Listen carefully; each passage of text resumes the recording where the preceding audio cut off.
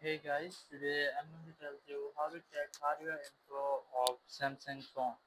If you're using any Samsung phone and you want to check your hardware info, so let's see how you can do that. You just have to simply open your Play Store to install a third-party app. You have to go to search and you simply search for Dev Check.